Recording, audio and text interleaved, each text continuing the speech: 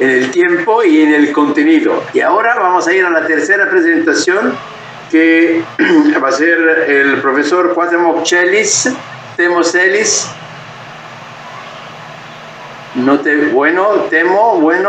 Temo, que es ginecólogo de Ciudad de México, que no solo es un gran amigo de la ginecología y un gran experto, que es también un miembro del board de la Sociedad Internacional de Endocrinología Ginecológica y es un fellow ad honorem de la Academia Internacional de Reproducción Humana.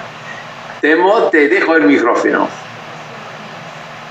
Muchísimas gracias, profesor Yanesani. Una felicitación muy grande por esta jornada de la Academia Internacional de Reproducción Humana. Felicidades al profesor Vázquez Aduar y desde luego a ti, Andrea. Gracias por la gentil invitación. Agradezco también el poder compartir el foro con mis compañeros, tanto con Santiago Palacios como con el doctor Luis Hernández, grandes amigos. Y por supuesto mi agradecimiento a Exeltis Pharma por pensar en que yo pudiera desarrollar este tema. Además de que hoy es el Día del Profesor, por lo menos en México, mandarles un caluroso abrazo a todos los colegas que nos estén viendo y que tengan mucha salud. Sin mayor preámbulo, bueno, el objetivo de mi conferencia es presentar un panorama sobre la seguridad del uso de DOT y el perfil de la usuaria. De tal manera que esta será la agenda que desarrollaré. Y quisiera, en primer lugar, destacar como marco de referencia que aproximadamente 33% de las mujeres interrumpen el tratamiento de anticonceptivos orales combinados debido a efectos colaterales. Bien porque pueden presentar cefalea, migraña en algunas ocasiones, sobre todo en el periodo de descanso cuando no tienen píldoras activas, sensibilidad mamaria, cambios de humor. Ya se habló del control del ciclo y desde luego los anticonceptivos orales combinados tampoco son la excepción. En algunas, aumento de peso, que eso será muy relativo de acuerdo a la cita que veamos, pero lo que sí sabemos es que existe una necesidad significativa de una anticoncepción hormonal más segura y efectiva y con menos intercambios por la tolerancia. Otra parte será que, bueno, la seguridad representa riesgos asociados. Evidentemente, sobre todo si hablamos de tromboembolismo, pensar en la mujer que fuma, la mujer que tiene presión alta, diabetes, que es obesa, inclusive con sobrepeso, que tiene historia de trombosis y alteraciones de la coagulación, que son definitivamente el grupo que tiene mayor riesgo para desarrollar trombosis. Y desde luego aquí agregaría la parte de la edad. Sabemos que sobre todo el punto de corte en todas las guías internacionales son los 35 años de edad, que es lo que marca el punto para desarrollar más trombosis a partir de los 35 años y de ahí hacia abajo tal vez un menor impacto. De tal manera que cuáles son los estudios clínicos de seguridad que tiene Slinda. Bueno, pues los enmarcaré como están aquí, de acuerdo a cómo fueron hechos. En la fase 1, los número 1, en la fase 2, los que tienen el distintivo 200, y en la fase 3, de los que ya hablaron inclusive en algunas áreas, los 300. Es decir, tienes estudios de fase 1, de fase 2 y de fase 3. Y actualmente, bueno, los análisis que están realizándose, que ya son estudios de fase 4. Pues aquí los tienen, todos ellos han sido publicados, el estudio 107, dos de nuestro colega y amigo, el doctor Palacios, que también hablaré algunas pinceladas sobre el estudio, y finalmente el de Thomas Kimble, en relación a un estudio multicéntrico de fase 3 para eficacia, pero también para ver qué es lo que sucede con el esquema 24-4 de Drospirenone Only Pill. De tal manera que iniciaría con el 107, que es este, que el objetivo fue evaluar si se transfiere o no a la leche materna. Se evaluaron 12 mujeres, que si bien el grupo es poco, pero es representativo, voluntarias entre 18 y 40 años de edad. Se evaluaron a las 6 semanas del posparto y en la fase de la lactancia sin secreción de calostro. a estas pacientes se les daba una administración diaria de drospirenol, Olipil de 4 miligramos, y lo que se pudo observar, evidentemente, en este análisis que he podido ya comparar, es que más o menos un infante tiene una toma promedio en 24 horas de 800 mililitros. Que si tú calculas en 120 horas después cuál es el resultado, pues esto te da como resultado 7.572 nanogramos, lo cual en la parte en miligramos, si ustedes nuevamente distraigo su atención hacia la parte de 4 y de esta dosis en miligramos, pues vean, es infinitamente mínima, casi sin poderla cuantificar, de tal manera que la dosis total promedio en 24 horas del paso de 4 miligramos de la toma es del 0.11% de la dosis, o sea, es prácticamente nada. Si yo pudiera hacer el esquema con algunos otros anticonceptivos, seguramente nos sorprenderíamos de cuál es el paso y que sería seguramente mucho más elevado. Hablando de endometrio, que es el estudio 205, se evaluaron mujeres también de 18 a 40 años de edad, con 4 ciclos previos que tuvieran regularidad. De acuerdo a los criterios de la Organización Mundial de la Salud, los ciclos deben de ser de entre 24 y 35 días. Se hizo una biopsia en la visita basal y al final del tercer ciclo. Es decir, se hicieron 2 biopsias. Y también se hizo una medición por ultrasonido endovaginal para ver, desde luego, el espesor del endometrio, tanto en la visita 1 como en la visita número 13. Y estos son los resultados. Al final, observen ustedes en color en las barras azul, antes del tratamiento y después del tratamiento en color verde. Vemos como algunas de las tomas fueron inadecuadas, pero en algunas muestras realmente mínimas. Nostrófico, endometrio proliferativo, antes del tratamiento, pues tenían un endometrio mucho más grueso, y vean después del tratamiento, y endometrio secretor, que fue uno de los resultados pues más halagadores, donde podemos observar que el endometrio es muy delgado. No hubo datos de hiperplasia simple ni de hiperplasia con atípicas, de tal manera que la seguridad desde el punto de vista endometrial es muy alta. Y vean el resultado finalmente en el espesor endometrial cuando se hacían las evaluaciones ultrasonográficas. Al inicio, desde luego, podemos observarlo aquí en la diapositiva.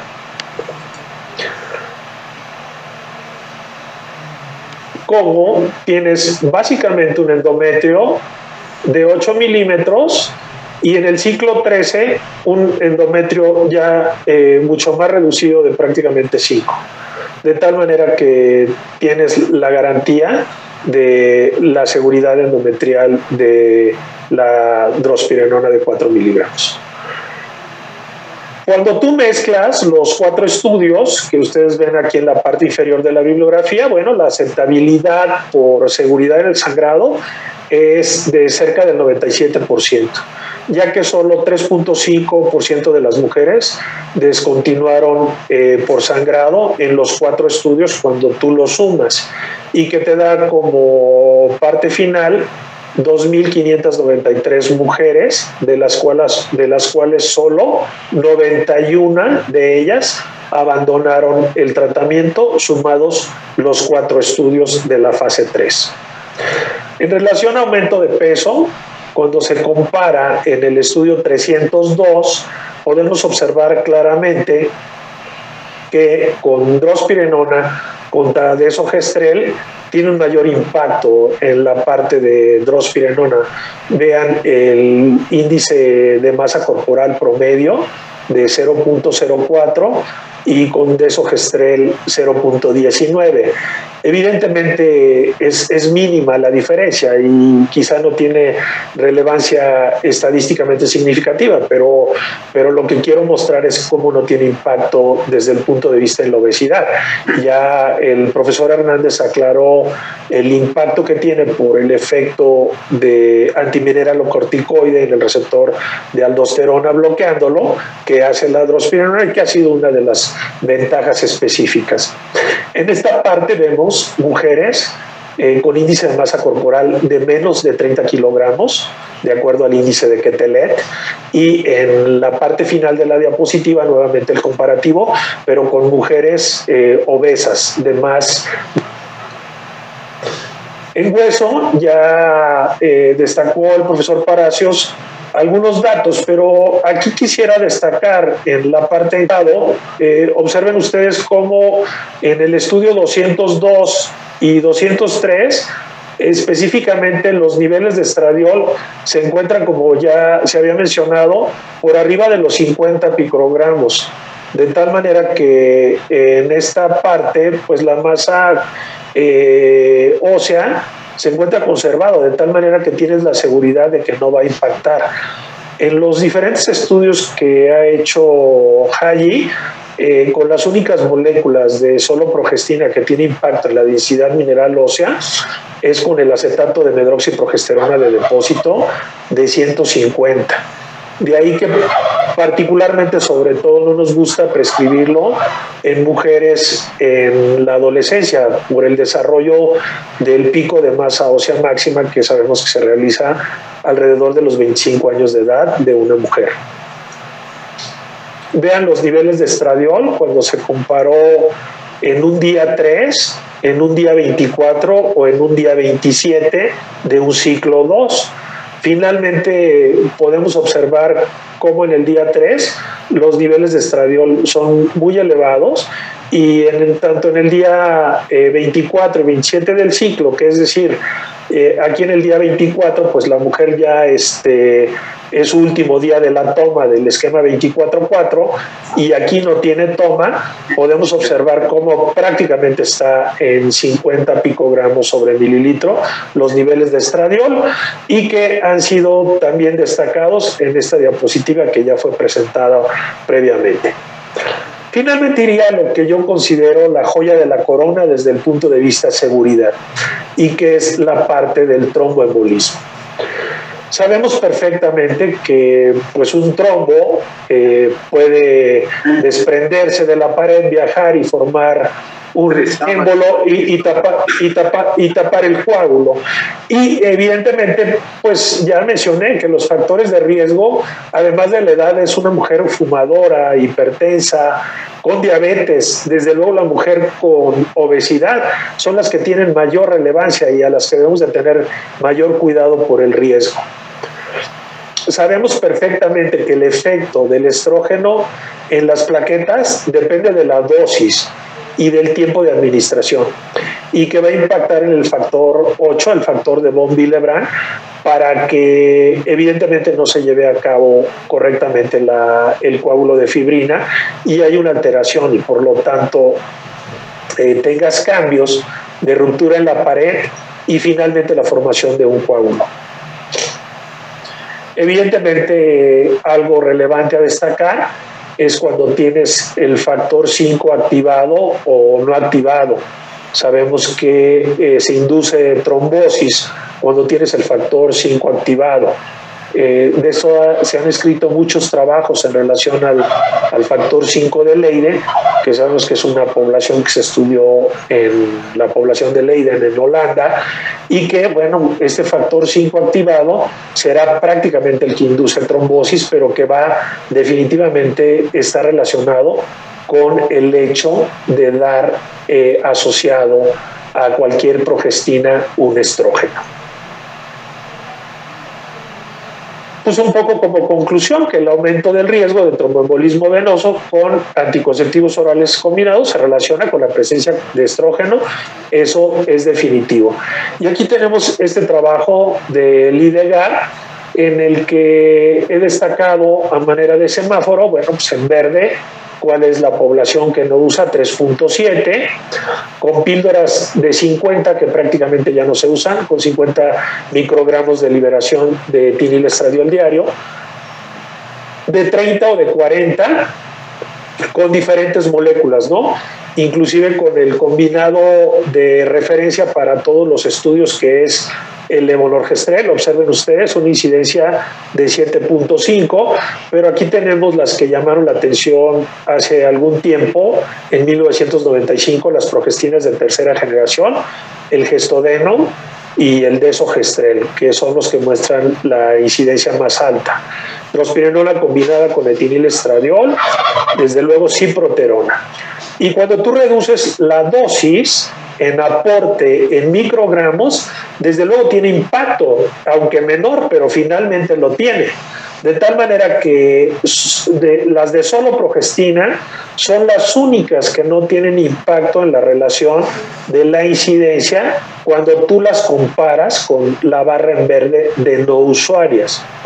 Esto no quiere decir, desde luego, que si tú vas a dar un método de progestina tengas protección contra trombosis, ¿eh? Esto es estadística y eso no es de esa manera. Un poco sobre lo que ya se presentó, pero creo que la gráfica que mostré es tan didáctica como esta, simplemente haciendo nuevamente el comparativo, y de hecho he usado el mismo colorido para las barras, tanto sin tratamiento como con la mini píldora, el desogestrel y el sistema intrauterino del levonorgestrel. Desde luego aquí no está considerado todavía los datos de drospirenona, que por cierto hasta ahora los datos que se tiene de farmacovigilancia no hay datos de tromboembolismo. ¿Qué decir de los factores de riesgo? En el estudio 301 respecto a la presión arterial podemos ver perfectamente cómo la presión arterial tanto diastólica como sistólica prácticamente no se modifica, inclusive tienen discreta reducción, ¿no? Menos 7.5 la sistólica y menos 4.8 la presión diastólica. De la misma manera, en el estudio 302, nuevamente datos en el comparativo de presión sistólica y presión diastólica, en los datos 8.3 de menos relación de milímetros de mercurio y 7.2 desde el punto de vista de riesgo cuando pensamos en una mujer que quizá tiene hipertensión y que podemos darle. Ahora, quiero aclarar perfectamente que el concepto del desarrollo de este anticonceptivo no solamente te ayuda para pacientes con factores de riesgo, dado que desde la perspectiva de la que ha sido evidenciado y el objetivo central es para cualquier mujer en cualquier etapa de la vida, pero lo que estoy aseverando en este momento es precisamente que si tú tienes factores de riesgo es un ganar-ganar. Ven en el estudio de 303 particularmente los datos que incluyeron a pacientes con riesgo, que también hubo en el 302 y en el 301, pero la proporción fue menor, dado que en la vida diaria, en este tipo de estudios en Estados Unidos, te piden que incluyas más a pacientes con obesidad, y vean cómo el índice de masa corporal mayor a 30 representó un porcentaje muy importante en la barra en color rojo, la edad y uso de tabaco, un porcentaje pues bajo pero no despreciable, y finalmente con pacientes con historia familiar de tromboembolismo y evidencia predisponente de enfermedad cardiovascular o metabólica, lo que sumó un 41.9% de las pacientes del 303, lo cual nuevamente te da la garantía de la seguridad de drospirenona en el esquema 24/4. Otro trabajo hecho por Pedro Antonio Regidor respecto a los la parte de coagulación, tanto de proteína C como de factor 7, y específicamente medición del dímero D. Sabemos que el dímero D, pues ahorita ha estado muy en boga en la medición, sobre todo por las pacientes que cursan con COVID, que es uno de, vamos a decir, uno de los gold estándar para medir qué es lo que sucede con la coagulación. Aquí en este trabajo, pues lo que se pretendió fue también evidenciar qué es lo que pasaba con el factor 7 de la coagulación, y pueden ustedes observar cómo en el recuadro en color rojo se redujo en la parte final, así como la proteína C reactiva, que también mostró cierta disminución. Hasta ahora, desde el punto de vista de farmacovigilancia hasta el cierre del año 2020, había 250,000 ciclos sin eventos de trombosis. Lo que está actualmente referenciado en la literatura son 2,000 ciclos, pero desde el punto de vista farmacovigilancia, pues tiene relevancia esta cifra. Y finalmente, ¿cuál es el perfil de la usuaria? Me parece que el perfil de la usuaria es cualquier mujer en etapa reproductiva. Y quisiera aprovechar estos datos del estudio de Brasil respecto a COVID, que en época de COVID definitivamente hay que asegurar el uso adecuado de algún anticonceptivo. Desde luego cualquiera. Sabemos que, por ejemplo, en México, la primera causa de muerte materna es COVID y embarazo. De ahí que recientemente la Federación Mexicana de Colegios de Obstetricia y Ginecología hicimos varios posicionamientos, y a partir de este lunes, es decir, de pasado mañana, se empiezan a vacunar mujeres embarazadas en México a partir de la semana 9 por disposición del gobierno. Y finalmente, bueno, en relación a la guía de la Sociedad Española de Contracepción, que recomienda en época de COVID que el método de primera elección debe ser un método de solo progestina. Puede ser en forma de píldora, puede ser en forma de sistema intrauterino, pero es el de primera elección. Pero recalco nuevamente, el perfil de la usuaria para DOP, para Drospirenone Only Pill, es cualquier tipo de mujer, desde la adolescencia hasta la etapa de transición. Mis conclusiones son que el conocimiento de la farmacología de los estrógenos y progestágenos permitirá al clínico elegir el mejor método anticonceptivo hormonal oral, individualizando las características de cada mujer. Y finalmente, una frase de Jean-Paul Sartre que dice: un error cometido 2 veces es una elección. Muchísimas gracias por su atención. Muchísimas gracias Temo, y excelente presentación. Vamos a llamar también Santiago y Luis, por favor, si llegan a la discusión. Hemos tenido muchísimas cuestiones, muchísimas preguntas, y bueno, eso indica el interés que hay sobre esa nueva oportunidad que es la contracepción con solo drospirenona en el uso de Slinda, que nos presenta Exeltis. Bueno, vamos a empezar con las preguntas. Una, hoy para Luis. Vamos en el orden: Luis, después Santiago y después Temo. Si ustedes quieren responder también a la pregunta que hago a uno, pueden hacerlo levantando la mano. Bueno, Luis, hay una pregunta hoy en el día. ¿Considera que los anticonceptivos sin estrógenos vuelven como una opción altamente eficaz y segura para las mujeres latinoamericanas? Definitivamente sí.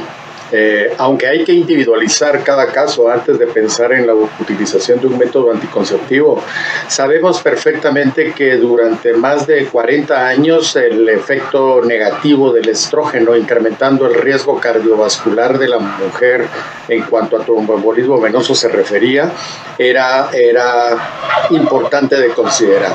Hoy por hoy, la píldora de solo drospirenona nos brinda a los médicos la seguridad de que estamos prescribiendo un anticonceptivo con la menor posibilidad de riesgos en el sistema cardiovascular de la mujer.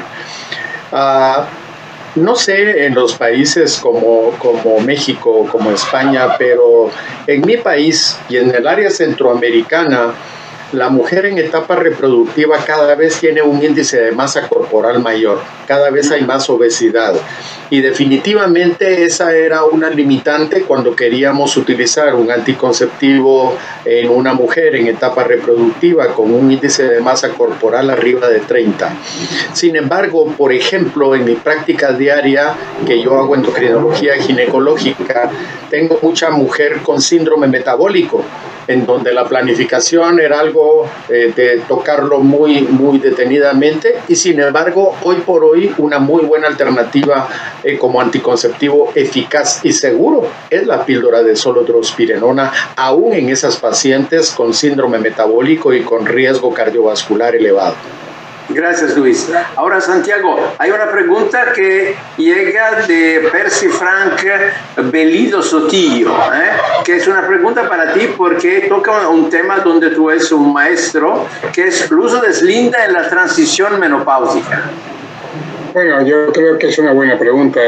Claro, yo creo que lo hemos tocado los tres. La seguridad de Slinda es uno de sus puntos. Y la edad es el mayor riesgo de trombosis, el tromboembolismo que existe. La edad, sin lugar a dudas, es el mayor. Pero, por lo tanto, a estas edades lo que estamos buscando es un método lo más seguro posible. Y, por lo tanto, ya nos han contado, temo, que clarísimamente el Slinda no provoca y no produce el riesgo tromboembólico. Luego, por lo tanto, sí. La contestación es sí. Que Slinda sí encaja en la perimenopausia muy bien.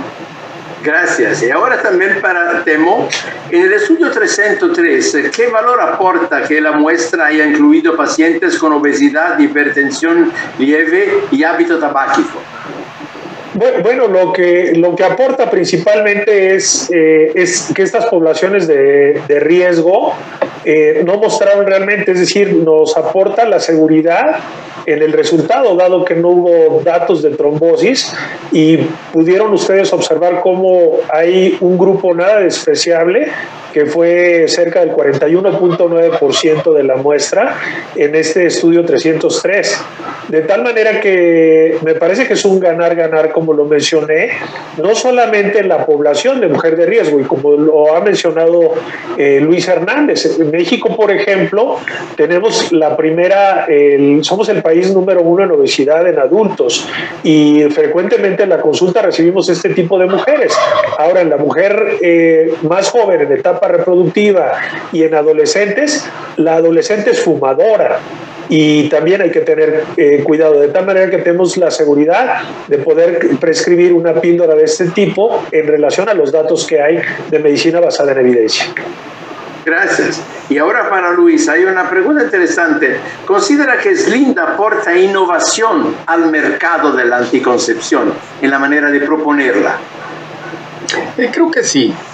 Cualquiera pensaría que no, que es un anticonceptivo más. La drospirenona ya la conocemos bien, el esquema posológico 24/4 también lo conocemos, pero la integración de ambas cosas en un esquema posológico 24/4 con toda la nobleza que tiene la drospirenona, por supuesto que significa una innovación importante dentro de la gama de productos anticonceptivos que tenemos los médicos que cuidamos de la salud de la mujer.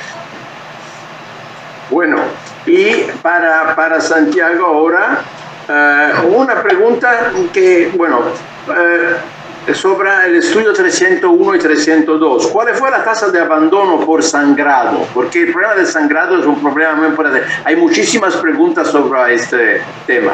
Sí, eso fue una de las, sobre todo donde yo creo que merece la pena analizarlo, es en el 302, porque es en el que nos comparamos con el de Sogestrel y por lo tanto con el gold estándar hasta la fecha de los POP.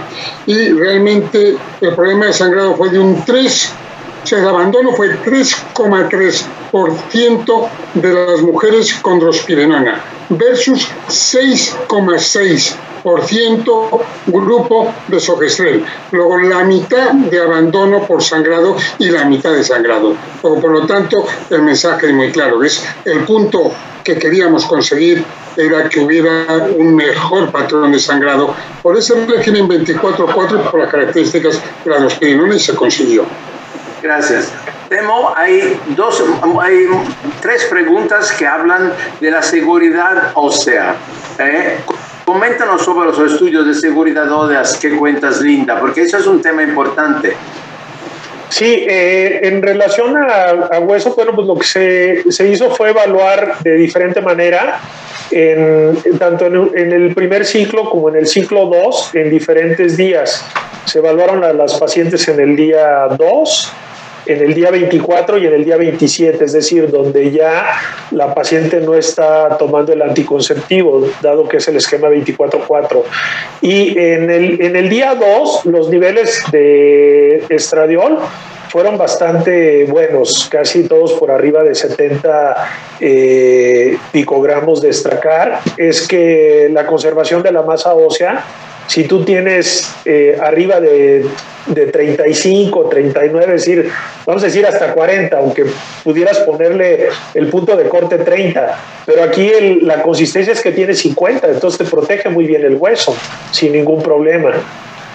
Ese sería. Y quisiera nada más agregar algo en relación a lo que acaba de comentar Santiago de Sagrado, que me parece una de las cosas más importantes, y que quisiera nada más, y que él destacó, es este estudio que es el Ariana, para que tú puedas seleccionar perfectamente cuándo sí puedes seguir con el anticonceptivo, pero tienes que darle la oportunidad, porque no puedes retirar un anticonceptivo. Inclusive no solo es Linda, cualquier anticonceptivo, la idea es que le des la oportunidad por lo menos 3 meses, y en este caso sabemos que los de solo progestina todos van a tener un poco de sangrado, y el estudio Ariano te permite perfectamente poder ubicar si vas a continuar con él o no. Me parece que ese sería un dato muy relevante.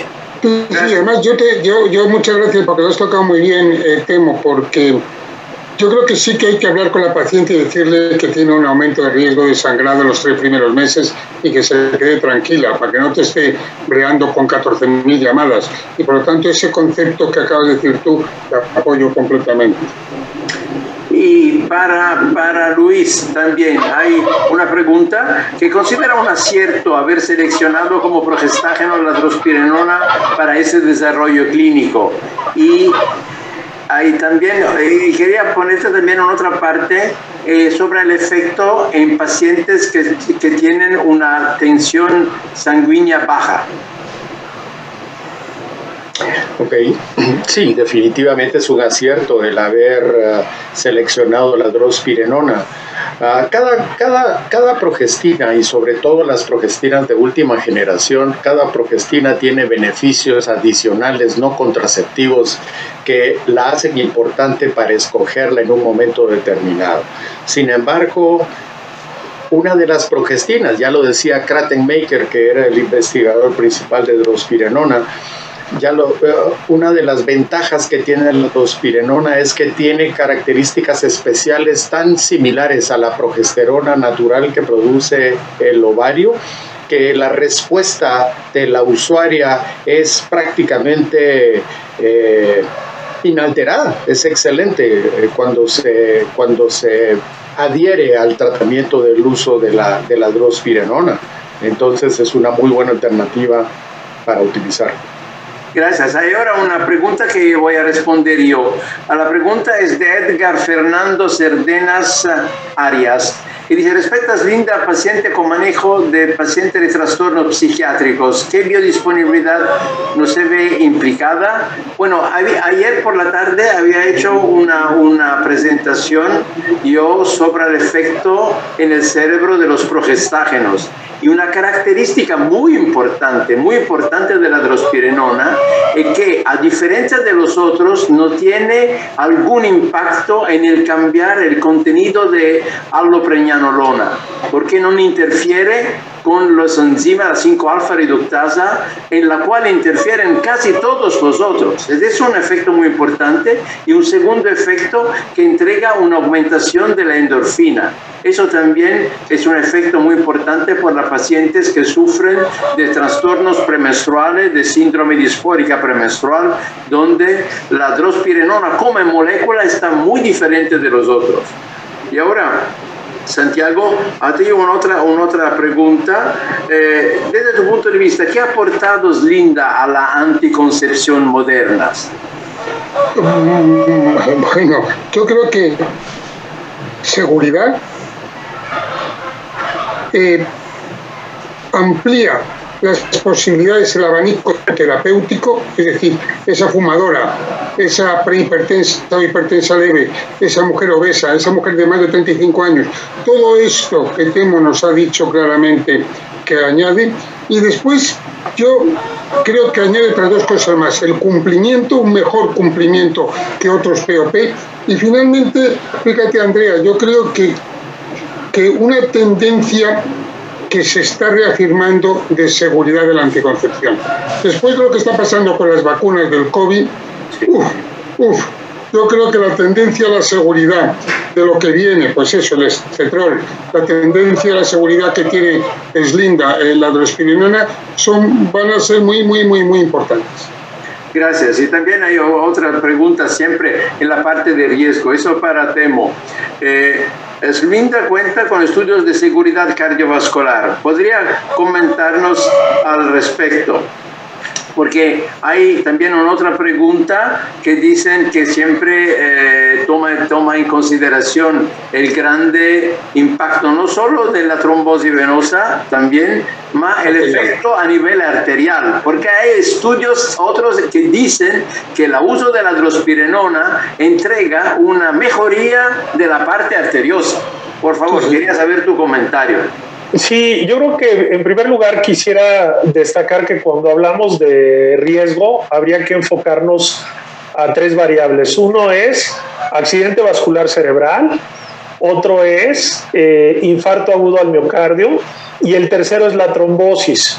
Creo que la trombosis ya quedó destacado en relación a los factores de riesgo. Desde el punto de vista infarto al miocardio, la verdad es que no hay datos, pero lo que se ha visto en la literatura de lo que hay escrito, y quizá ahorita Santiago puede comentar algo porque él acaba de publicar los de riesgo cardiovascular, no hay datos en relación a infarto agudo del miocardio y de accidente vascular cerebral en este momento tampoco, aunque sabemos que el accidente vascular cerebral sobre todo se da en combinaciones y siempre lo que está referido es que es de tipo isquémico, no hay accidentes de tipo hemorrágico. Hay otros, quería comentar un punto, porque la drospirenona como progestágeno es la molécula. Y en los estudios hechos en la menopausia, el tratamiento con estradiol 1 miligramo y drospirenona entrega una reducción significativa contra placebo al impacto de toda la patología arteriosa vascular, sea el infarto, sea el sangrado cerebral. Entonces, es una cosa diferente, eso es la menopausia, eso es con estradiol, pero por esto me parece que esos estudios aumentan el concepto de seguridad de la molécula. Sí, lo hemos publicado Pedro Antonio y yo recientemente todos los datos cardiovasculares y muy bien lo habéis explicado en el sentido que el venoso es el que está más relacionado, pero también el arterial, porque todos conocemos que el estradiol aumenta el riesgo cardiovascular y aquí no, pues solo progestágenos en concreto está claramente demostrado que no, hay todos los parámetros indirectos con drospirenona, lo has dicho muy bien Andrea, tampoco, lo voy seguro. Gracias. Y para Luis, hay todavía otra pregunta. Hoy en el día, ¿qué tan frecuente encuentra mujeres que consultan por intolerancia a los estrógenos o tienen factores de riesgo cardiovasculares? En tu experiencia clínica. Bueno, tal vez antes de comentar eso quisiera mencionar algo que me habías preguntado en la oportunidad anterior en cuanto a hipotensión. No quisiera que se quedara la falsa idea de que el anticonceptivo de solo drospirenona va a provocar hipotensión, porque definitivamente el hecho de que los estudios pioneros de la drospirenona con el anticonceptivo original demostraran que había una disminución de entre 5 y 7 milímetros de mercurio en la paciente hipertensa, era un beneficio adicional para poderlo utilizar adecuadamente con la paciente con hipertensión arterial. Pero eso no quiere decir que en una paciente normotensa vaya a haber hipotensión ocasionada por la drospirenona. Definitivamente no. Ahora, cada vez más encontramos en la consulta diaria que hay pacientes que, aun siendo jóvenes dentro de la etapa reproductiva, acusan un entorno con un incremento en su riesgo cardiovascular independientemente de su juventud. Ya lo decíamos anteriormente, un índice de masa corporal alto, cada vez hay más preobesas y obesas en la consulta diaria. En mi país, cada vez la mujer fuma más, y eso también es un factor de riesgo importante, en donde ahora vemos una joven de 25 o 28 años con un índice de masa corporal de 30, pero además fuma, y que si uno le ofrece anticoncepción o el tabaco, ella dice, pues me quedo con el tabaco, ¿sí? Entonces, ¿qué opción voy a tener? Pues perfectamente tengo la oportunidad de poderle dar el beneficio anticonceptivo de seguridad y de eficacia con la píldora de Zolodrospirenona. Gracias. Santiago, tenemos una amiga en Colombia, ya la conocemos, fantástica ginecóloga, Isabel Yaregui. Ella pregunta, dice, en Colombia tenemos un producto con drospirenona micronizada. Islina es no micronizada. ¿Impacta la diferencia? Bueno, no se sabe. O sea, yo ahí le tengo que decir que no hay datos exactos de un comparativo. Lo que sí que es cierto es que los estudios clínicos de todas las fases 1, 2 y 3 que tiene la drospirenona 4 miligramos no micronizada, no los tiene la micronizada. Pero, por lo tanto, es un concepto de investigación sólida. Ahora, ante la pregunta en concreto, face to face, ¿hay datos? No. Gracias. Y por temo es en referencia a seguridad. ¿Slinda cuenta con estudios de seguridad endometrial? Sí, claro. Lo mencioné en el trabajo de Pedro Antonio y también de Santiago respecto a la toma de biopsias de endometrio y evaluación del espesor endometrial, tanto en la visita de screening como en el ciclo 13, y lo que se pudo observar es que disminuye el espesor endometrial de manera importante y que esto te da como resultado lo que ya se ha comentado, ¿no? El resultado del global de las pacientes que tienen menos sangrado, por supuesto, y que, insisto, yo pienso que es uno de los datos claves del producto, destacar y dar mucha consejería en relación a el sangrado para que las pacientes no abandonen el tratamiento. Bueno, ahí sexual.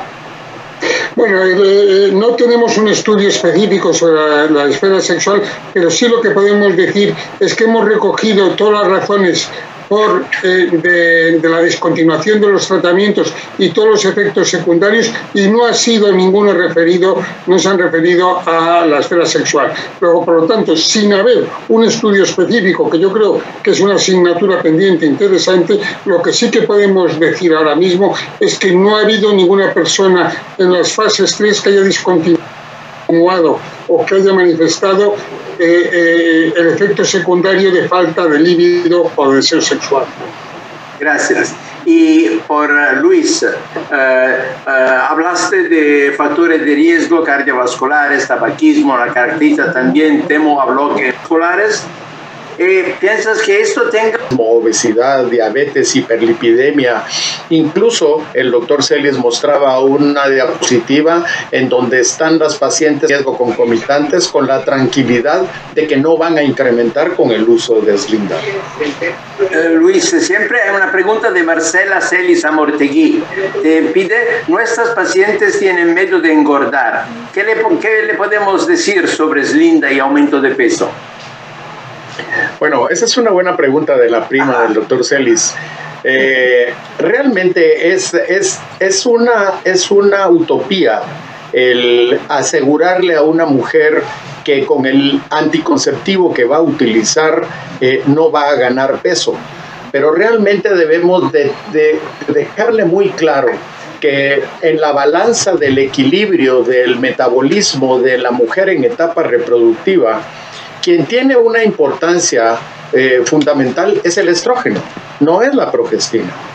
Por otro lado, estamos hablando de una drospirenona que tiene un efecto antimineralocorticoide sobre el estrógeno que el ovario sigue produciendo, de tal manera de que si en algún momento no podemos garantizar que no va a subir, porque esto es muy subjetivo. Recordemos que Cuando comenzaron a surgir los primeros estudios de drospirenona, la mujer incluso lo asoció con medicamentos para bajar de peso. Y entonces, no bajé con este, no bajé con el otro, entonces voy a bajar con drospirenona. No hay datos específicos de la drospirenona sola 4 miligramos en hiperplasia endometrial. Lo que hay datos es lo que ha dicho Temo, es la seguridad completa de que lo que no crea es ninguna patología endometrial y que da una seguridad endometrial, pero en casos en los que no existe anteriormente hiperplasia. Las biopsias, el estudio que realizamos la biopsia tenía que ser anterior normal, y después se comprobaba, y con el espesor endometrial que había por ultrasonido, pero no hay ningún estudio que haya sido realizado en hiperplásicas. Luego, por lo tanto, por ahora, no. Por ahora no. Temo, hay una pregunta, una pregunta que es: en pacientes con temor de usar métodos orales por el riesgo de cáncer de mama, ¿qué podemos decirle?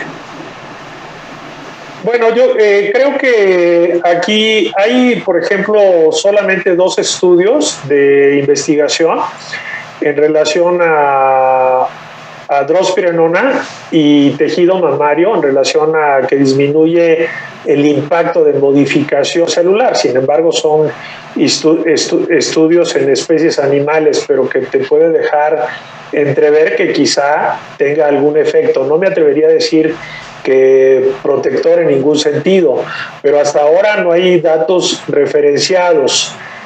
Cuando tú comparas drospirenona contra otras progestinas, el impacto en la glándula mamaria es mejor desde el punto de vista de los estudios que comento, dado que en las series que existen publicadas tanto por el estudio danés como por el estudio E3N de los franceses en pacientes en la menopausia, menor riesgo es la progesterona. Pero yo menciono que sí hay estudios en especies animales, proliferación. Desconozco si hay alguno en especies en humanos y pues tendrían que comentar. Gracias. Ahora, bueno, hay 2 preguntas juntas sobre el uso en pacientes con síndrome de ovario poliquístico. ¿Quién quiere responder? Bueno, yo creo que lo hemos dicho, el paciente con síndrome de ovario poliquístico es una paciente que tiene el doble de riesgo tromboembólico, es una paciente de riesgo tromboembólico y con un hiperandrogenismo. Entonces, claramente es linda, inhibe la ovulación, es un antiandrógeno y además no aumenta el riesgo tromboembólico. Luego, perfectamente se puede utilizar en el SOP. Perfecto. Ahora estamos al final, porque ya el tiempo pasó. Vamos a hacer una pregunta final a cada uno, que es: me digan por favor el concepto por lo cual piensan que Slinda trae un avantaje tan importante en la salud de la mujer en el manejo de la contracepción. Luis, Santiago y Temo. Bueno, yo creo que cuando hablamos del esquema posológico, de la progestina como tal, del núcleo de la mujer en etapa reproductiva en donde lo podemos utilizar, si algo vino a revolucionar el aparecimiento de un anticonceptivo como Slinda, es que podemos, los médicos que tenemos que ver con el cuidado de la salud de la mujer, prescribirlo con toda la confianza, sabiendo que la posibilidad de riesgo cardiovascular es prácticamente ninguna.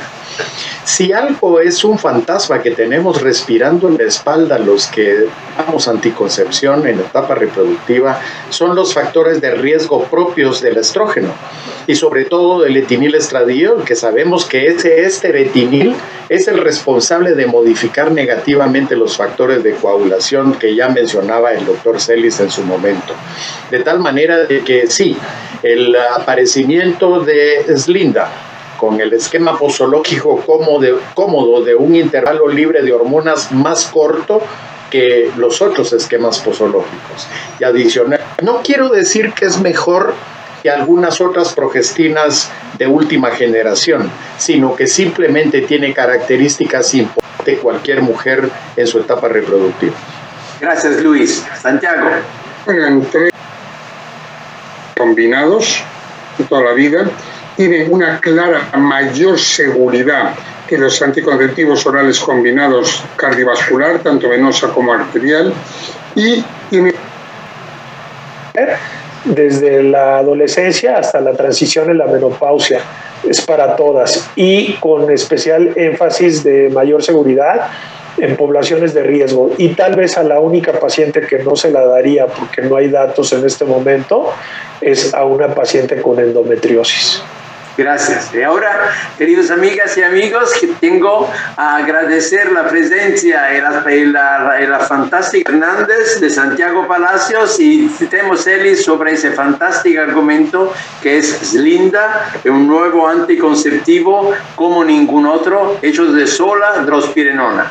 Gracias a todos, gracias a Exceltis de Latinoamérica que nos ha patrocinado el evento y al doctor Jorge López que lo ha organizado, y gracias a todos y los esperamos en 2 semanas. En 2 semanas las otras jornadas científicas van a tener el viernes 21 de mayo empezando a las 3 de la tarde, hora de Colombia. El viernes y el sábado vamos a tener un evento sobre menopausia, un otro sobre la progesterona en obstetricia y una lectura magistral siempre sobre la terapia del embarazo. Gracias a todas, gracias a todos por estar con nosotros. Un gran saludo. Gracias Andrea. Chao. Gracias a todos. Un abrazo, Andrea. Buenas tardes y buen día.